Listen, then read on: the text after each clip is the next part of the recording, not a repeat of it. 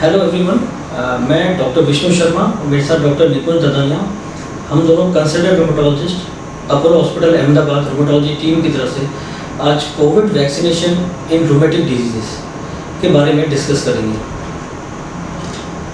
जैसा कि हम सब जानते हैं, कोविड पेंडेमिक अभी ऑनगोइंग है और रादर इंडिया इसकी अभी सेकेंड वीक का ऑलमोस्ट पीक से निकल रहा है। हम कोविड को अगर समाप्त करने के बारे में प्रयासों की बात करते हैं तो उनमें से जैसे इनिशियल हम लोग सब जानते हैं कि इनिशियल प्रिकॉशंस रहते हैं, सोशल डिस्टेंसिंग, मास्क, सैनिटाइजिंग। इन सब के बाद जो सबसे इम्पोर्टेंट शस्त्र हमारे पास है वो है वैक्सीनेशन, जिसका भी अभी गवर्नमेंट और वर्ल्ड ओवर सब लोग ट्राई कर रहे हैं कि मैक्सिमम लोगों में जल्दी से जल्दी पहुँचे।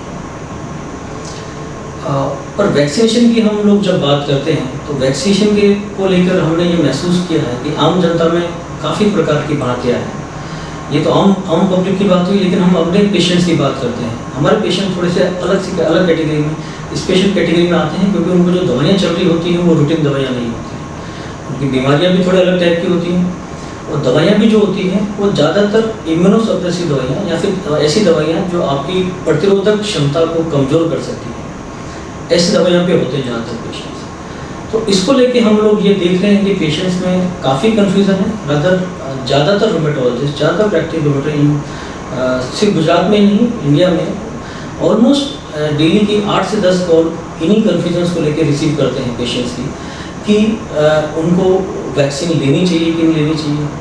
अगर वो वैक्सीन लेते हैं तो उससे उनको कोई नुकसान तो नहीं होगा, और अगर वैक्सीन लेनी चाहिए तो उनको कुछ दवाइयाँ अपनी जो चल रही हैं वो बंद करनी पड़ेगी, या फिर वैक्सीन से उनकी बीमारी पे क्या असर होगा। तो ऐसे इस तरह के काफ़ी क्वेश्चंस हम लोग फेस कर रहे हैं और हम लोग डेली रिप्लाई कर रहे हैं। तो आज का जो चर्चा हम लोग कर रहे हैं, मेरा और डॉक्टर निकुंज का, हमारा उद्देश्य यही है कि इसमें जो रूटीन हमारे रोमेटोलॉजी पेशेंट्स के कन्फ्यूज़न है और भ्रांतियाँ हैं उनको हम दूर कर सकें, उनके क्वेश्चंस और क्वेरीज का आंसर दे सकें। तो सबसे पहले मैं वैक्सीन के बारे में जनरल कुछ चीज़ आपको बताना चाहूँगा। मैं सिर्फ कोविड-19 वैक्सीन नहीं, एक रूटीन वैक्सीनेशन की एज ए डॉक्टर जब भी हम लोग बात करते हैं तो हम लोग वैक्सीन को ब्रॉडली 2 से 3 कैटेगरी में डिवाइड करते हैं। फर्स्ट कैटेगरी हम लोग वैक्सीन कहते हैं होल ऑर्गेनिज्म वैक्सीन होती है। होल ऑर्गेनिज्म मतलब जिसमें पूरा जीव, जैसे वायरस या बैक्टीरिया, पूरा वायरस बॉडी में इनएक्यूलेट करा जाता है, डाला जाता है।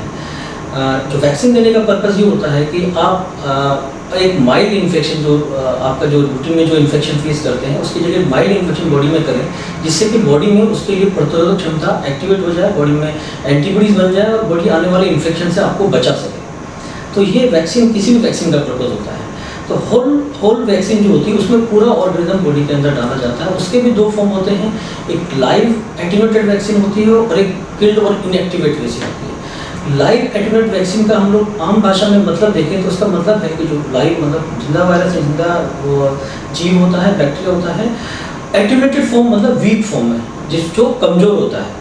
तो कमज़ोर होने से वो बॉडी में हम लोग जब डालते हैं तो उसमें हमारी बॉडी उसी तरह का इम्यून रिस्पॉन्स देती है कि जैसे कि कोई भी दूसरा जो इन्फेक्शन देगा, पर वो कमज़ोर होता है, इसलिए बॉडी में आपको इन्फेक्ट नहीं कर सकता है, वो आपको बीमार नहीं कर सकता है। वो एक माइल्ड फॉर्म का इम्यूनिटी रिएक्शन आएगा जिससे आपको हल्के फुल्के सिम्टम आएंगे, पर बॉडी में उसके खिलाफ एंटीबॉडीज या दूसरा हम लोग रेस्पॉन्स कहते हैं टी सेल रेस्पॉन्स या मेमोरी सेल्स डेवलप हो जाते हैं और बॉडी फिर अगली बार आपको इन्फेक्शन होता है तो उससे बचा सकती है। तो लाइव एटीन्यूएटेड वैक्सीन में ज़्यादातर वैक्सीन जो हम लोग बच्चों को देते हैं, जैसे कि चिकन पॉक्स की वैक्सीन हुई, MMR की वैक्सीन हुई, ये सब लाइव एटीन्यूएटेड वैक्सीन होती हैं। अब जैसे कि आप लोग, कई लोग हमसे पूछते हैं, यहाँ कई लोग घबराते हैं कि लाइव एटीन्यूएटेड वैक्सीन मतलब हम लोग जिंदा वायरस को उसको पूरे को डाल रहे हैं शरीर में, तो ये कितना नुकसान करेंगे। पर आप खुद देखिए, ये लाइव वैक्सीन जो है बच्चों में हम लोग दे रहे हैं, ज़्यादातर लाइव वैक्सीन हैं और इतने सालों से हम लोग ये सब यूज़ कर रहे हैं और सबको इस बारे में कोई शक नहीं है कि ये कितनी सेफ है और कितनी इफेक्टिव है। तो जो सबसे पहली चीज़ हम लोग जिसको मानते हैं कि सबसे ज़्यादा थोड़ा सा साइड इफेक्ट आ सकते हैं लाइव एटीन्यूएटेड वैक्सीन के, इवन वो भी इतनी सेफ है। तो दूसरी वैक्सीन की हम बात करें तो दूसरी वैक्सीन जो होती है वो इनएक्टिवेटेड या फिर किल्ड वैक्सीन होती हैं, जो होल ऑर्गेनिज्म की। उसमें हम लोग जो डेड वायरस होता है या डेड बैक्टीरिया होता है उसको हम लोग बॉडी में इंट्रोड्यूस करते हैं और बॉडी का जो इम्यून रिएक्शन होता है, बॉडी का जो अपनी उसके खिलाफ एंटीबॉडी बनाती है बॉडी और उसके खिलाफ टी सेल रेस्पॉन्स या मेमोरी इम्यूनिटी डेवलप करती है। तो इनमें मेन जो हमारे पेशेंट्स के लिए जो डिफरेंस होता है वो ये होता है कि हमारे पेशेंट्स में, जो कि स्पेशली ऐसे पेशेंट जिनको कुछ स्टेरॉइड साइड डोज में चल रहे हैं या दूसरी इम्यूनोसप्रेसिव ड्रग या ऐसी दवाइयाँ जो प्रतिरोधक क्षमता कम करती हैं, ऐसी दवाइयाँ चल रही है, तो उनको हम लोग लाइव एटीन्यूएटेड वैक्सीन नहीं दे सकते हैं। उनको हमें कुछ टाइम के लिए मेडिसिन होल्ड करनी पड़ती है, कुछ स्पेशल प्रिकॉशंस लेने पड़ते हैं। पर हम लोग जब भी इनएक्टिवेटेड वैक्सीन की बात करते हैं, किल्ड वैक्सीन की बात करते हैं, तो हमें ऐसा कोई प्रिकॉशन नहीं लेना पड़ता कि हम लोग हमारे पेशेंट को किसी भी टाइम पे किसी भी दवाइयों के साथ में दे सकते हैं। दूसरा वैक्सीन का जो टाइप आता है वो आता है सब यूनिट वैक्सीन हम लोग कहते हैं, जिसमें कि होल ऑर्गेनिज्म या पूरे जीव की जगह उस वायरस या बैक्टीरिया का कोई स्पेसिफिक प्रोटीन बॉडी के अंदर इंट्रोड्यूस किया जाता है। उसको भी इंट्रोड्यूस करने के कई तरीके होते हैं, कुछ वेक्टर के थ्रू करते हैं, वेक्टर मीन्स दूसरे वायरस के थ्रू हम लोग ऐसा वायरस जो सिंपल वायरस होता है जो बॉडी को नुकसान नहीं करता उसके अंदर डाल के वो लोग बॉडी में इंट्रोड्यूस करते हैं, या फिर उसका कोई सब यूनिट वैक्सीन जैसे mRNA होता है उसको बॉडी में इंट्रोड्यूस करते हैं, न्यूक्लिक एसिड वैक्सीन जिनको कहते हैं, वो बॉडी में इंट्रोड्यूस करते हैं और उसके थ्रू बॉडी में इम्यूनोलॉजिकल रिएक्शंस होती हैं, वो इम्यूनोलॉजी बॉडी में डेवलप होती है और उस बीमारी से शरीर आपकी जो इम्यूनिटी है वो दूसरे वापस इन्फेक्शन होने से बचाता है। अब सब यूनिट वैक्सीन की बात करें तो कोविड-19 में जो भी वैक्सीन हैं इनमें से ज़्यादातर वैक्सीन जो है वो सब यूनिट टेक्नोलॉजी पे है। ये काफ़ी एडवांस टेक्नोलॉजी और काफ़ी अच्छी टेक्नोलॉजी है। और जैसा कि आप देख रहे हैं कि इसमें लाइव एटीन्यूएटेड वायरस नहीं है, तो थियोरेटिकली इन वैक्सीन के साथ में आपको इन्फेक्शन होने की चांस बिल्कुल भी नहीं है, क्योंकि ये भी एक बहुत ही कॉमन पूछा वाला क्वेश्चन है हमारे से कि हम लोग पेशेंट को वैक्सीन दे रहे हैं तो उससे इन्फेक्शन हो सकता है। इंडिया में जो वैक्सीन अवेलेबल हैं, अब जैसे ओवरऑल हम वर्ल्ड की बात करते हैं तो सबसे ज़्यादा जो वैक्सीन चल रही है वर्ल्ड में फाइजर या मॉडर्ना वैक्सीन, वो mRNA वैक्सीन है जिसमें वायरस का mRNA बॉडी में इंट्रोड्यूस किया जाता है। पर वो वैक्सीन उनकी एफिकेसी काफ़ी अच्छी है, बट इंडिया में वो अभी अवेलेबल नहीं है। इंडिया में जो वैक्सीन अवेलेबल है उसमें जो मेन वैक्सीन है वो कोविशील्ड वैक्सीन है जो एस्ट्राजेनेका की, और दूसरा कोवैक्सीन वैक्सीन है जो Indian serum institute of India की इंडियन बायोलॉजिस्ट के साथ में बनी हुई वैक्सीन है। अगर हम कोविशील्ड की बात करते हैं तो कोविशील्ड वेक्टर बॉर्न टेक्नोलॉजी बनी हुई, उसमें एक वायरस का सब यूनिट प्रोटीन लेके एडिनो वायरस में डाल के बॉडी में इंट्रोड्यूस किया जाता है। एडिनो वायरस एक बहुत ही माइल्ड वो होता है जिससे कि बॉडी में कोई इन्फेक्शन नहीं होता है। ऐसे वायरस के साथ बॉडी में इंट्रोड्यूस किया जाता है और अपनी बॉडी उसके लिए वो बनाती है। तो ऐसे काफ़ी सेफ टेक्नोलॉजी में बनी हुई वैक्सीन है। सिमिलरली स्पुतनिक 5 वैक्सीन भी जो रशियन वैक्सीन है वो भी इंडिया में इंट्रोड्यूस हो रही है, वो भी इसी टेक्नोलॉजी पे काम करती है। तो हमारा ये मानना है कि ये दोनों वैक्सीन का जो एफिकेसी या सेफ्टी एक जैसी ही रहनी चाहिए, क्योंकि टेक्नोलॉजी ऑलमोस्ट सेम है। कोवैक्सीन जो होती है वो होल वायरस वैक्सीन है, जो मैंने पहले पुरानी बताया जो ओल्ड टेक्नोलॉजी है और जिसमें काफ़ी सक्सेस रहे हैं अब तक हम लोग, पर वो किल्ड वैक्सीन की है, तो वो भी लाइव एडमेंट नहीं बल्कि किल्ड वैक्सीन इनएक्टिवेटेड और किल्ड वायरस से बनी हुई है। तो वो भी एज सच इस मामले में काफ़ी सेफ है कि हमको उसमें किसी भी दवाई के साथ में कोई स्पेशल प्रतिबंध नहीं है। तो ये तो एक जनरल एक नॉलेज मैंने आपको जनरल एक नॉलेज दी वैक्सीन के बारे में, जो किसी भी डॉक्टर या किसी को भी आइडिया होना चाहिए।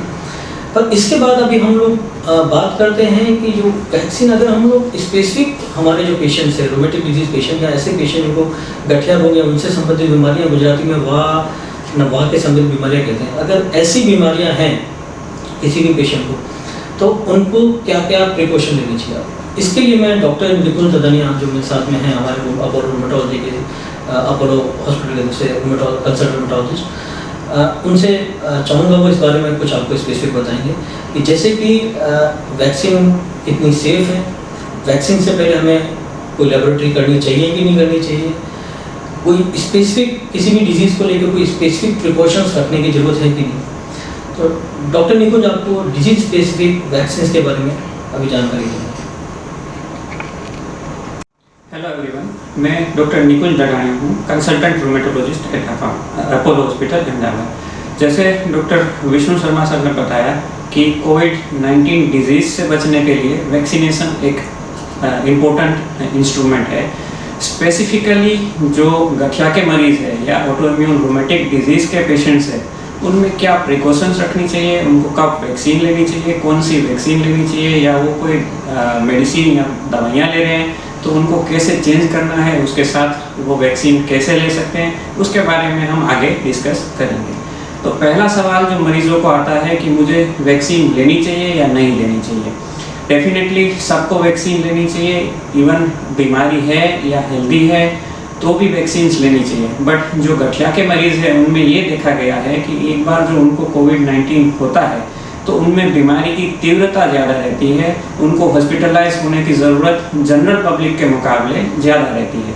तो ये बताता है कि गठिया के मरीज़ को वैक्सीन का इम्पोर्टेंस ज़्यादा है, सो उनको डेफिनेटली वैक्सीन लेनी चाहिए। दूसरा सवाल जो मरीज़ों को आता है कि ये वैक्सीन कितनी सेफ़ है, तो वैक्सीन काफ़ी सेफ़ है। जैसे डॉक्टर शर्मा ने बताया कि इनकी कॉमन साइड इफ़ेक्ट्स जैसे हम बच्चों में देखते हैं उसी हिसाब से फीवर आता है, कई लोगों को बॉडी एक होता है, कई लोगों को जहाँ पे वैक्सीन देते हैं उस जगह पे थोड़ा दर्द रहता है, वो 1-2 दिन में चला जाता है। तो ये कॉमन सब वैक्सीन की साइड इफ़ेक्ट है, यही साइड इफ़ेक्ट्स इन वैक्सीन में भी देखी गई है।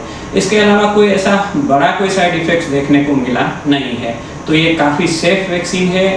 इसको इवन जो गठिया के मरीज़ है वो भी सेफली ले सकते हैं। और जो साइड इफ़ेक्ट्स देखते हैं वो जो जनरल पॉपुलेशन में देखने को मिलती है वही साइड इफ़ेक्ट्स गठिया के मरीजों को भी होती है, इससे अलावा कोई एडिशनल साइड इफ़ेक्ट्स नहीं होती है। सो जैसे जनरल पब्लिक वैक्सीन ले रही है, सेम गठिया के मरीज़ भी इसी वैक्सीन को ले सकते हैं और कोई एडिशनल साइड इफ़ेक्ट्स नहीं है। तीसरा सवाल जो आता है कि ये वैक्सीन लेने से मेरी बीमारी बढ़ तो नहीं जाएगी, तो ये ज़रूर देखा गया है कि जैसे भी कोई भी वायरल इन्फेक्शन होता है, जैसे चिकनगुनिया हो गया, जैसे किसी को डेंगू हो गया, तो उसके बाद आर्थराइटिस का फ्लेयर आ सकता है या कि बीमारी बढ़ सकती है। सिमिलरली वैक्सीन लेने के बाद भी आपका आर्थराइटिस थोड़ा ज़्यादा बढ़ सकता है, बट ऐसा नहीं है कि बीमारी बेकाबू हो जाएगी।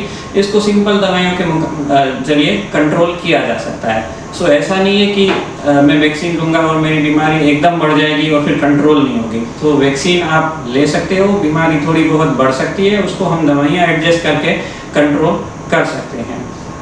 आगे जो सवाल कई पेशेंट्स पूछते हैं कि मुझे ये वैक्सीन लेने से पहले कोई रिपोर्ट करवाना चाहिए। जैसे कई मरीज़ पूछते हैं कि मुझे वैक्सीन लेने से पहले कोरोना का रिपोर्ट कराना चाहिए कि मैं नेगेटिव हूँ, पॉजिटिव हूँ, फिर वैक्सीन लूँ। तो ये कोई ज़रूरी नहीं है, वैक्सीन लेने से पहले कोई टेस्ट कराने की ज़रूरत नहीं है। आप कोई फीवर नहीं है, कोई मेजर इलनेस नहीं है, तो आप डेफिनेटली वैक्सीन ले सकते हैं। इससे पहले ना तो कोई ब्लड टेस्ट की ज़रूरत है, ना कोरोना की कोई स्वैब की टेस्ट की ज़रूरत है। सिमिलरली लोग ये भी पूछते हैं कि वैक्सीन लेने के बाद मुझे कोई टेस्ट कराने चाहिए कि मुझे कितना एंटीबॉडी डेवलप हुआ है, क्या मैं प्रोटेक्टेड हूँ या नहीं हूँ। तो ये भी ज़रूरी नहीं है कि कोई वैक्सीन लेने के बाद आपको टेस्ट कराना चाहिए। डेफिनेटली वैक्सीन के बाद आप में इम्यूनिटी ज़रूर डेवलप होगी, तो इसको चेक कराना या इसको नापने का, या मेरी इम्यूनिटी इतनी है तो मैं सेफ़ हूँ, मेरी इम्यूनिटी इतनी कम है तो मैं सेफ़ नहीं हूँ, उसकी कोई चेक कराने की ज़रूरत नहीं है।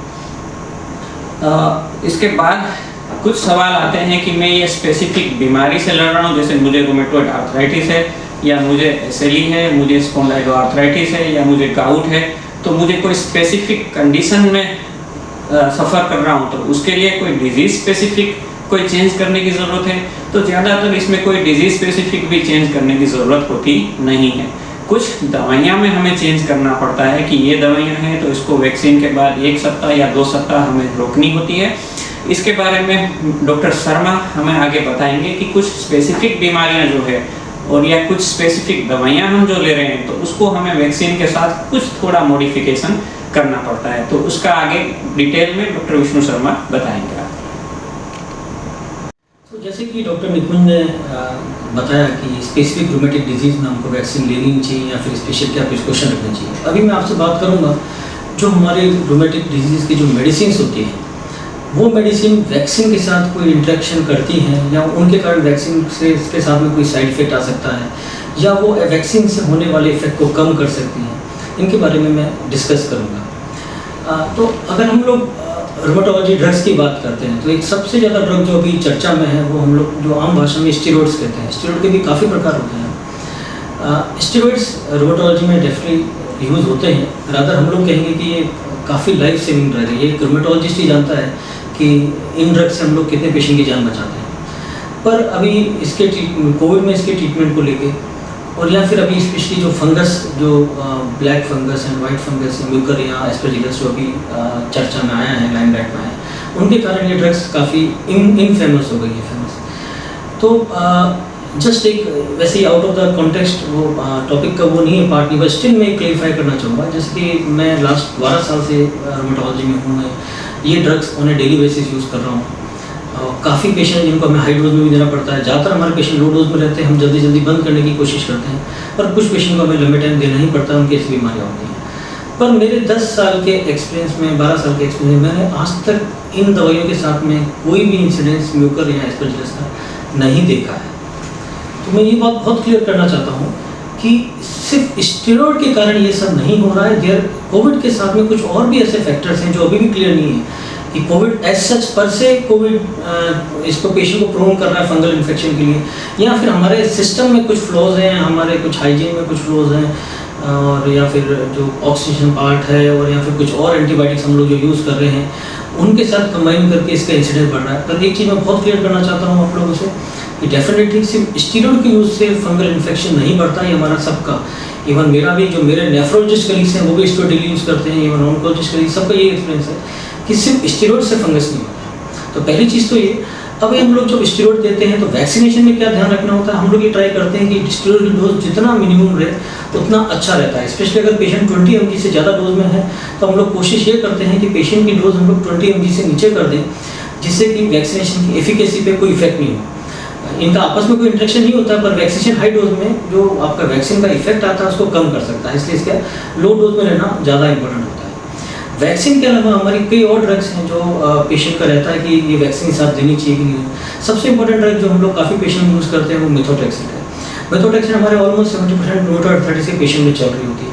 मेथोट्रेक्सिन काफ़ी सेफ ड्रग है, ऐसे हम वैक्सीन के साथ में दे सकते हैं, पर हम प्रेफर ये करते हैं एटलीस्ट हम लोग 1 वीक के लिए इसको बंद रखें जब वैक्सीन देने के बाद। और जिन पेशेंट का डिजीज़ स्टेबल है, बहुत माइल्ड डिजीज़ है, उनमें हम लोग 2 वीक तक बंद रखते हैं।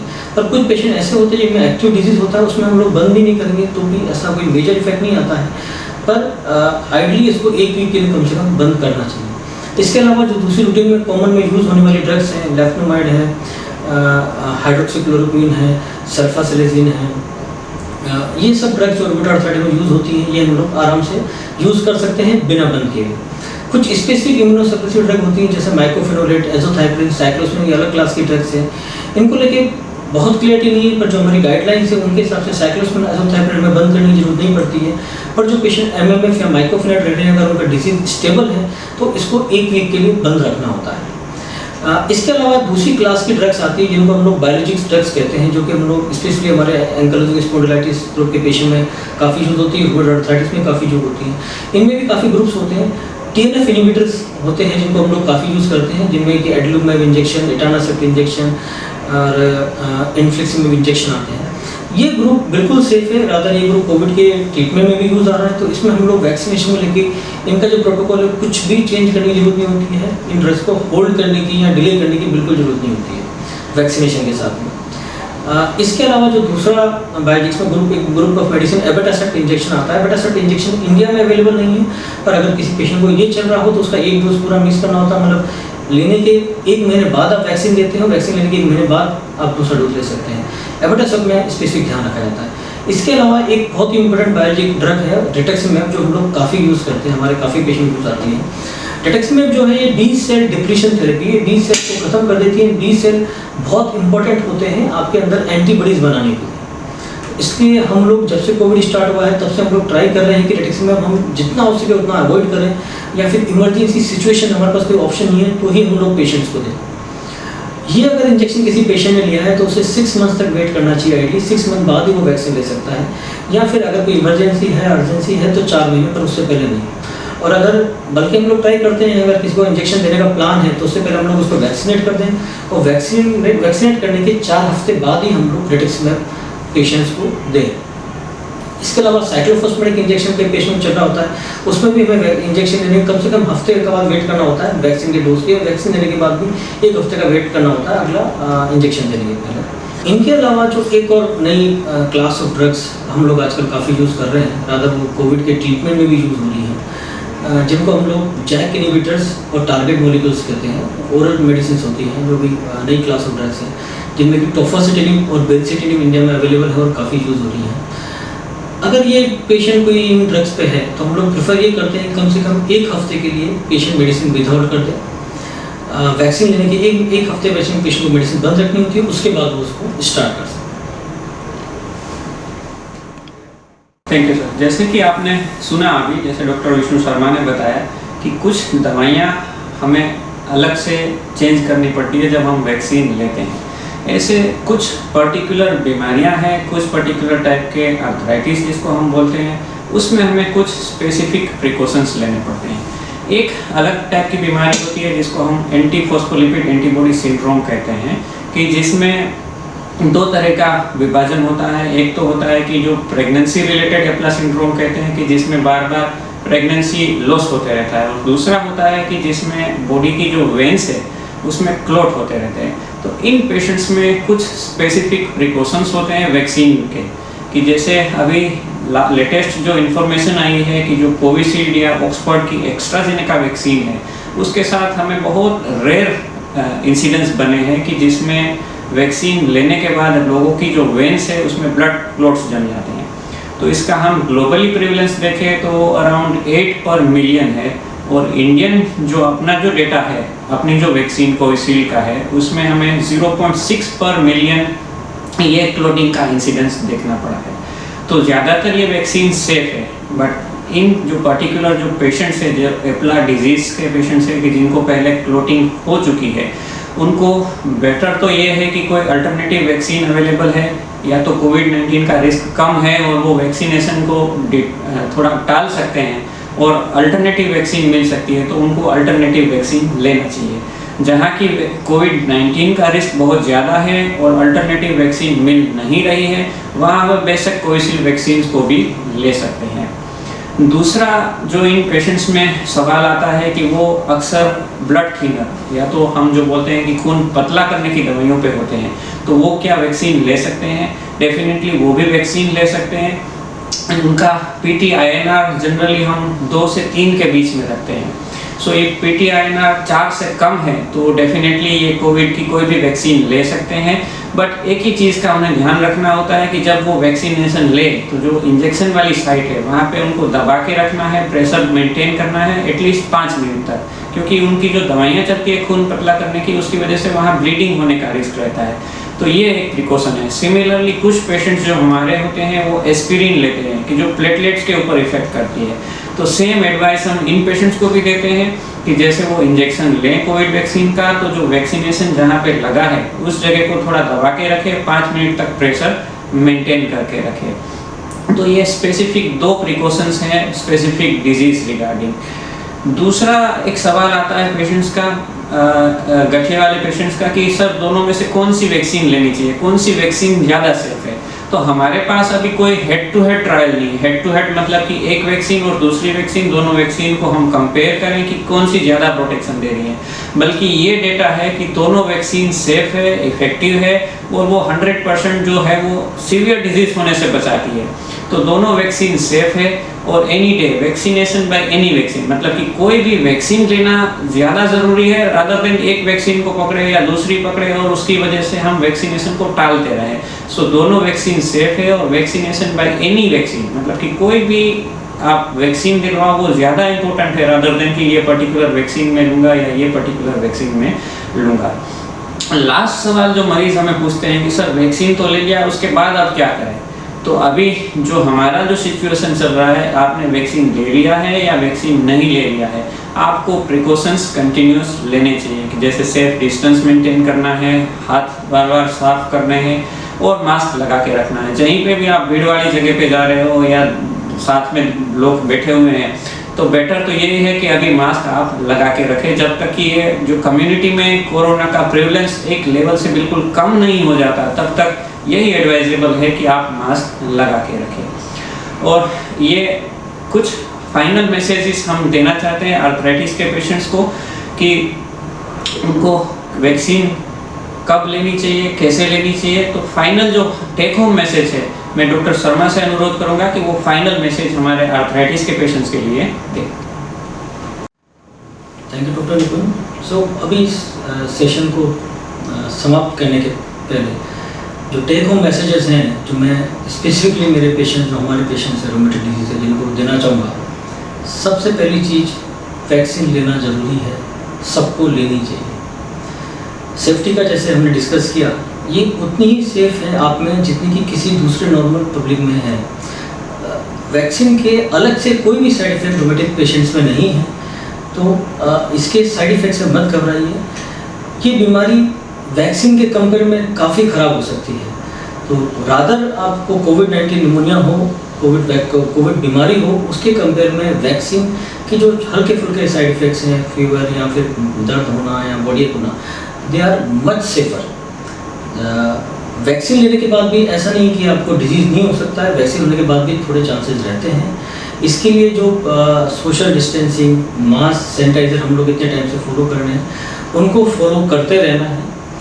दवाइयों का ज़्यादातर दवाइयाँ सेफ़ हैं, हमें कुछ भी अल्ट्रेशन करने की ज़रूरत नहीं पड़ती है। कुछ स्पेसिफिक दवाइयों की डोजेज में जो चेंजेस करने पड़ते हैं, इनके बारे में हमने ऑलरेडी डिस्कस किया है, तो बस उतना ही है। अदरवाइज़ इन सब को लेके घबराने की ज़रूरत नहीं कि ये दवाइयाँ चल रही हैं तो वैक्सीनेशन का इंटरेक्शन होगा और इनके साथ में मिलके कुछ नुकसान रहेगा। Thank you.